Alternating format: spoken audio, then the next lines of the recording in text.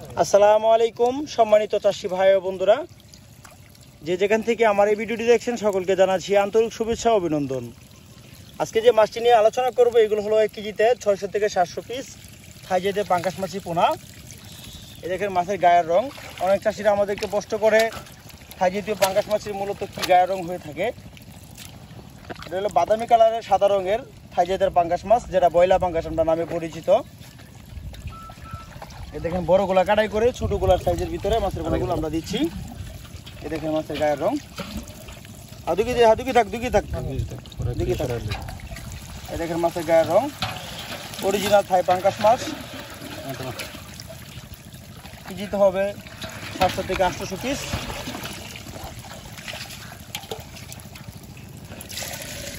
আমরা এক চাষিকে 50,000 মাছ দিব, সেই ক্ষেত্রে আমরা মাছগুলো এখানে উঠিয়ে দিচ্ছি। দেখেন মাছের কালার দেখুন।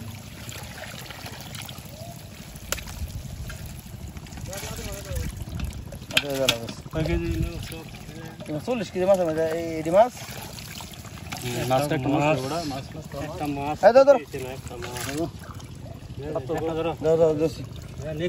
দেখেন মাছের গায়ের রং চাষিরা এক সাইজের পাঙ্গাস, এক সাইজ, কিন্তু ছোট বড় না, এখানে এক বেডিং এর মাছগুলো। এই দেখেন দেখছেন মাছের গায়ের রং, দেখছেন অরিজিনাল থাই পাঙ্গাস মাছের যে গায়ের রং।